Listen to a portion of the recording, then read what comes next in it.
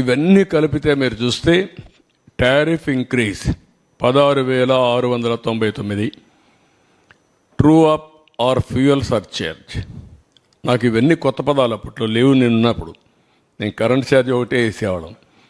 ఇన్నోవేటివ్లో వచ్చారు వీళ్ళు, తెలివినంతా ఉపయోగించారు. అందుకే ఇక్కడికి వస్తే true up or fuel surcharge అన్నాడు, 5,886 కోట్లు వేశారు. ట్రూ అప్ ఛార్జెస్ అన్నారు, 3,977 కోట్లు వేశారు. ఎలక్ట్రిసిటీ డ్యూటీ 5,604 కోట్లు అయింది. ఒక యూనిట్కి ₹1 వేశారు. ఆ డబ్బులు ఎవరికి పోవాలి? ఎలక్ట్రిసిటీ డ్యూటీ యూటిలిటీకి పోవాలి. గవర్నమెంట్ తీసుకున్నారు.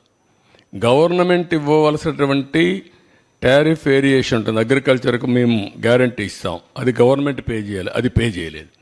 గవర్నమెంట్ పే చేయాల్సింది పే చేయలేదు. ఎలక్ట్రిసిటీ డ్యూటీ వేసి ఇందులో ఆదాయం సంపాదించుకున్నాడు గవర్నమెంట్. మళ్ళీ అలాంటి వేరియేషన్ చేశారు. టోటల్గా వచ్చే కొందికి 32,166 కోట్లు అయింది. ఇందులో మీరు చూస్తే 8,180 కోట్లు ఒక్క డొమెస్టిక్ కన్జ్యూమర్స్ పైన పడింది. ఆవరేజ్ టారిఫ్ డొమెస్టిక్ కన్జ్యూమర్స్ మీరు చూస్తే ₹3.87 నుంచి ₹5.63 పెరిగింది. అంటే 45% డొమెస్టిక్ అంటే ఇంటికి వాడే వాళ్ళపైన కరెంట్ ఛార్జ్ పెరిగాయి. పూర్ కన్జ్యూమర్స్ ఎక్కువ సఫర్ అయ్యారు. పేదవాళ్ళ మీద భారం ఎక్కువ పడింది. అంటే 78-99% వాళ్ళ మీద పెరిగింది. ఇంకొక పక్కన మిడిల్ క్లాస్ చూసి 29% పెరిగింది. మొత్తం 1,53,00,000 మంది కన్జ్యూమర్స్ సఫర్ అయ్యారు.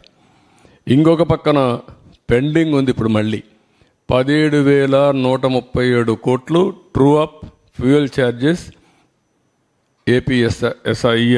ఏపీఆర్సీలో పెండింగ్ ఉన్నాయి. ఇది మోర్ రిలవెంట్. 50 యూనిట్లు వాడే వాళ్ళందరికీ ₹1 నుంచి ₹1.99 పెరిగింది. 100 యూనిట్లు వాడే వాళ్ళకి ₹2.44 నుంచి ₹4.53 పెరిగింది. 86% పెరిగింది.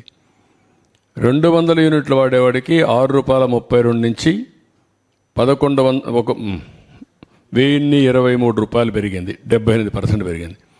300 యూనిట్లు వాడేవాడికి 1,573 నుంచి 2,034 అంటే 29%.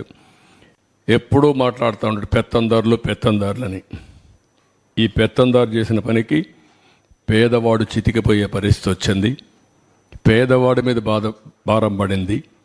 పేదవాళ్ళు నడ్డి విరిచే పరిస్థితికి వచ్చాడు. అన్నింటికంటే ముఖ్యంగా 50 యూనిట్లు వాడిన వ్యక్తులపైన 98% పెంచారు. 100% భారం మోపారు. ఇవేందుల ఎమ్మెల్యే ములాఖత్తులు అని జైలు దగ్గరికి వెళ్తూ నేను చంద్రబాబు గారిని హెచ్చరిస్తున్నా అంటూ పదే విమర్శలు చేస్తున్నారు. ఏం చేద్దామంటావు? ఏం చేద్దారంట? అదే నేను చెప్పేది కాదు. ఇట్లే మాట్లాడుతూ ఉంటారు.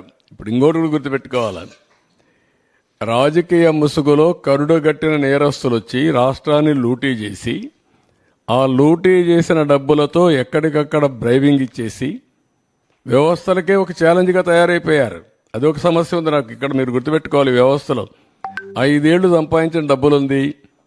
ఏ వ్యవస్థనైనా కొనే శక్తి ఉంది.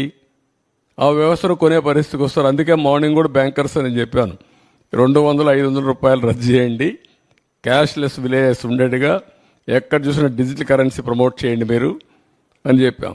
అవన్నీ ఏంటి మనం చెప్పేట్టు లాంగ్ టర్మ్లో ఒక వాల్యూ బేస్డ్ ఇవన్నీ. కానీ ఇప్పుడు ఎట్లా ఫేస్ చేయాలి? ఇవన్నీ ఉంటాయి.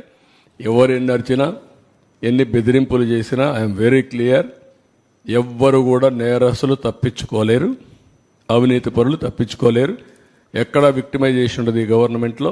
ఈ గవర్నమెంట్లో ఒకటే ఉంటుంది, ఫర్మ్గా ఉంటుంది గవర్నమెంట్. ఎవ్వరికి భయపడదు, సిస్టమేటిక్గా ఉంటాం. ఎవరు తప్పు చేసినా, ఎవరు రాజకీయ ముసుగులో బెదిరించాలన్నా ఆ బెదిరింపులకు ప్రభుత్వం భయపడదు. కానీ చెప్పిన మాట నిలబెట్టుకోవాలి కాబట్టి ఫ్రీ ఇసుక ఇచ్చాం. అందరూ ప్రజలు హ్యాపీగా ఉన్నారు. వైఎస్ఆర్ కాంగ్రెస్లో కొంతమంది మాత్రం కడుపు నొప్పి వచ్చేసింది. అది చూసిన తర్వాత ఉంటాయి సమస్యలు ఉంటాయి. Will do it. దాన్ని ఇంకా మాస్టరైజ్ చేయాలి. ఎక్కడ ఎవ్వరు కూడా మిస్యూజ్ చేయకుండా దాన్ని ప్రాపర్గా ప్రజలకు అందే విధంగా చేయాల్సిన అవసరం ఉంది. Will do it. Thank you. తగ్గం కాదు, 1/4 వచ్చేసింది కొద్దికల్లా. ఎంత ఒక 48 లక్షల మెట్రిక్ టన్నుల అవైలబిలిటీలో ఉందని నాకు ఇన్ఫర్మేషన్ ఇచ్చారు. ఇప్పుడు ఇరిగేషన్ ద్వారా శాండ్ తీసుకునే అవకాశం ఉంది. అంటే బోట్మెన్ సొసైటీ అవన్నీ అది తీస్తే ఒక 60-70 లక్షల మెట్రిక్ టన్నులు వస్తుంది.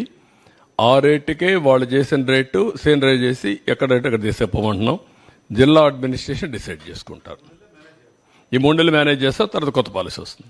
ఎన్నికల ముందు చెప్పారు, ప్రస్తుతం అందరికి ఇబ్బంది ఏంటంటే పవర్ ఇంటరప్షన్స్ లేకుండా చేసే బాధ్యత నాది. అది రేపు ఎల్లుండి చేస్తా. ఇప్పుడే చెప్తున్నా మీ అందరి ముందర, మా విజయానందకి ట్రాన్స్కోకి అందరికీ చెప్తున్నా, we are very clear. I'm very clear. Everywhere meters ఉంటాయి. Be careful. ఎవడైనా సరే ఎక్కడైనా సరిగా పని చేయకపోతే ఆ రికార్డు తీసుకొని will take firm action. Voltage ఉంటుంది, ఎప్పుడు కట్ అయ్యేది ఉంటుంది, అప్ టు సబ్స్టేషన్ వరకు ఉంటుంది, ఈవెన్ ఇంటి వరకు కూడా ట్రాక్ చేసే అవకాశాలు ఉన్నాయి. కాబట్టి ఎక్కడైనా సరే అది ఉంటే ఆ సిస్టమ్ ఎస్టాబ్లిష్, ఆ సిస్టమ్స్ కూడా చంపేశారు. ఒకప్పుడు ఇక్కడ కంట్రోల్ రూమ్ పోతే యూ కెన్ మానిటర్ ఎవ్రీథింగ్. ఇప్పుడు ఆ రికార్డ్స్ కూడా లేకుండా చేశారు. వీళ్ళు కూడా డిస్టర్బ్ చేశారు. వీళ్ళు వచ్చిన తర్వాత ఎవడు పట్టించుకోదు, వీళ్ళు పట్టించుకోడు వదిలేశారు. Now I'm asking them, current కోతలు అనేది రాకూడదు, లో వోల్టేజ్ ఉండకూడదు, కరెంటు క్వాలిటీ ఇవ్వాలి. దట్ నిన్న మొన్న కూడా కొన్ని కంప్లైంట్స్ వస్తున్నాయి. You alert everybody by taking teleconference and video conference. Not ఎవన్ single complaint రావడానికి వీల్లేదు.